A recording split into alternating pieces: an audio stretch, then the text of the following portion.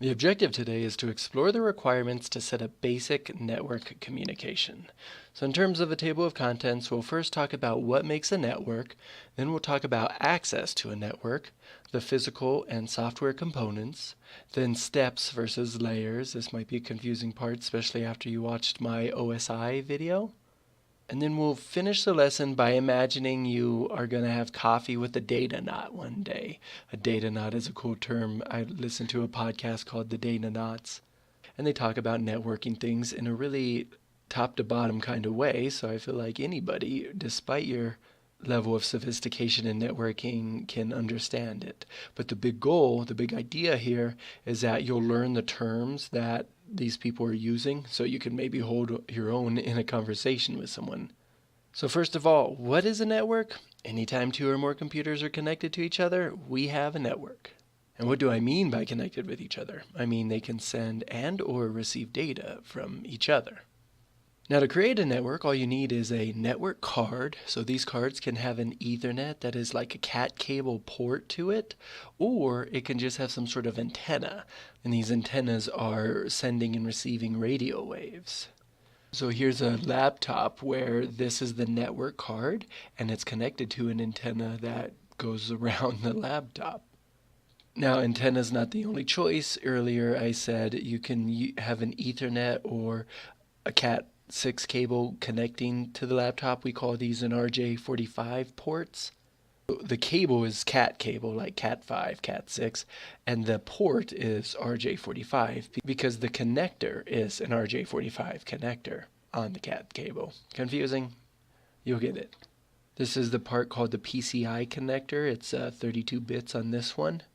If you're lucky, next to your port you'll have like these LEDs that light up to show that there's activity, there's like network activity going on. Now you may be wondering, do smartphones have NICs? I mean, they're so small. Well, they do. And they're usually on a small chip called an integrated system on a chip.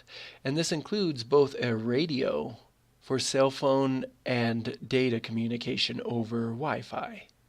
And the Wi-Fi standard to do that is known as 802.11, and then there's different types. But that's for another lesson. For now, this is essentially wireless Ethernet, so Ethernet is the protocol, not the physical medium, though I and a lot of people call those Cat cables Ethernet cables. So extra credit right here, destroy your phone and pull this thing out and show me, and then I'll know you know what an antenna for the cell phone looks like.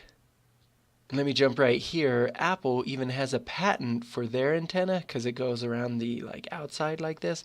Apparently they're able to patent it. But before I go into that, let me explain a little bit more about this SoC concept. Like I said before, it stands for a system on a chip, and this is one microchip with many systems on it, such as the CPU, there's a location thing, you got your camera, you have sensor stuff on here, so, even a security, I'm sure that's a good one. So everything your phone needs that would otherwise have been on a motherboard. Where's my motherboard at? Here we are, Google Images. So here's a bunch of motherboards. Normally all these things have their own separate areas.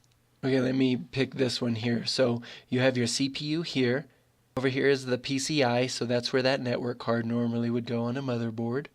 And just a bunch of other things all over the board that they basically fit into this small chip. I'm sure this part right here is being used quite heavily for audio and video stuff. So on those cell phone network cards, you also have Bluetooth radio and another thing often called near field communication, abbreviated NFC. And this is so you can connect to devices that are very close. So we're talking less than half a meter. You might see these if you see somebody using their cell phone to pay something in the store or Subway, I've seen it. Or you can exchange numbers just by tapping your phones together. So the antenna is not just for Wi-Fi, but also Bluetooth and NFC. So far, we've only identified the necessary components on one side of the conversation. So now let's focus on an interconnecting device. So not just sending out the signals, but the thing that would receive those signals. That is what I mean by interconnecting device, like a router or a modem that acts as a router as well. And if you think I'm lying right now because you don't need or you don't know of the router in the room where you're standing next to someone and you're able to send them a text, they can receive it, and yet you may be in a room without a router. Well, that doesn't make sense. If you're in the room, you're listening to this video or watching it, and that means you somehow needed that router to give you this data. Well, my big point is, even with SMS message, that needs to go to a cell tower, and that tower right there, that is your interconnecting device. Now, if you meant to say you're connected via Bluetooth or NFC, and that's why you didn't need an interconnecting device, well, in that case, you're right. But in that case, you're not on a network. So when my phone sends the text message I've received to my watch, that watch, I don't know if it would be considered on the network because it's really just receiving. I guess when I get a phone call, I can hit like X and not answer it and get the phone to stop vibrating in my pocket. So it's sending data to a thing that is connected to other things. I don't know. What do you think? Would that watch count as a networked device? And let me tell you, having a smartwatch is super cool because I don't have to go into my pocket every 5 minutes to check the messages or emails I'm getting anymore. So now let's focus on the software. You'll hear this quite a bit, but drivers are needed for physical things to work with other physical things. And a driver is just a program. It's just software that makes that physical thing work. So we could have drivers for keyboards and printers. In the case of our network card, we'll have a network driver. This software, this driver, is responsible for knowing the different data protocols that exist. If you're ever curious to see your driver details, you can access them. And while I was making this lesson, I was thinking I really need someone artistic to draw this concept of a driver being software. Like maybe draw a bunch of ones and zeros of driving in a car, because it's the software that's driving the physical device. The car is the hardware and the ones and zeros are the drivers. Now, other software regarding networking includes client-side software, which requests information stored on another computer, and then you'll have server-side software. So this has the magical power to share its resources like the processor and storage and whatnot. Student recently did a Flash Talk Friday on this concept of not needing a gaming console to game. You can access one on the cloud. So let's think about that and how useful that would be. Here are the steps that an application would need to take in order to access those shared resources. First, you would open an application. So whether you do that in the browser or through some email software on your desktop, you would open the application. That thing will try to access a networked resource by first sending a message. So this message is formatted and passed to a network protocol creator. That way we're all speaking the same language here. So the protocol creator places the message in between what other network protocols that would be understood.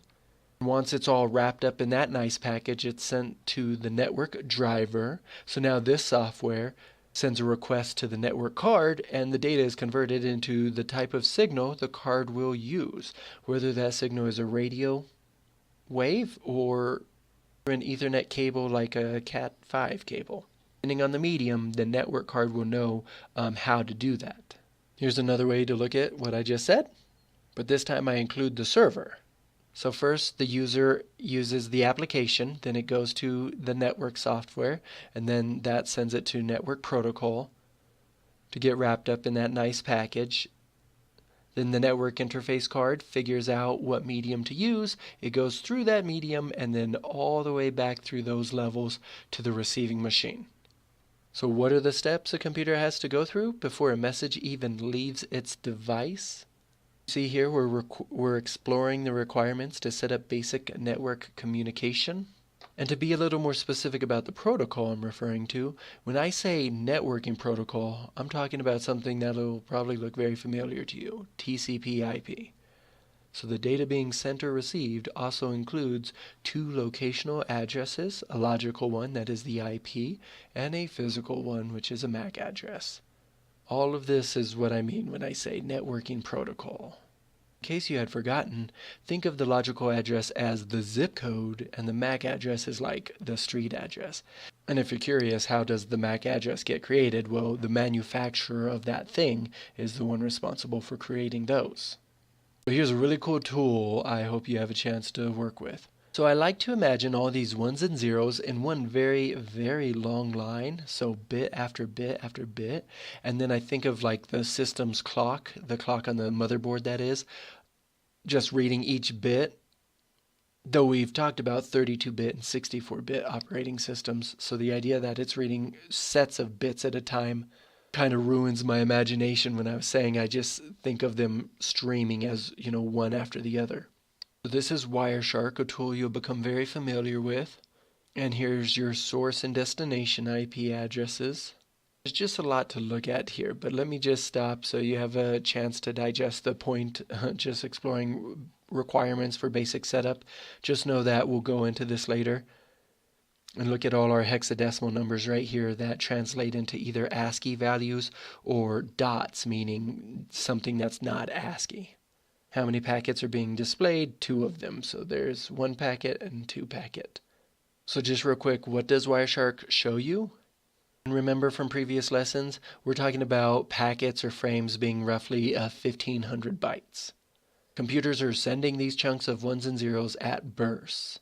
These chunks are called frames, and within a frame you have a packet. The burst idea is great because it gives the computer time to process, and if there's any errors, the sending computer can know this and then just resend that frame or packet.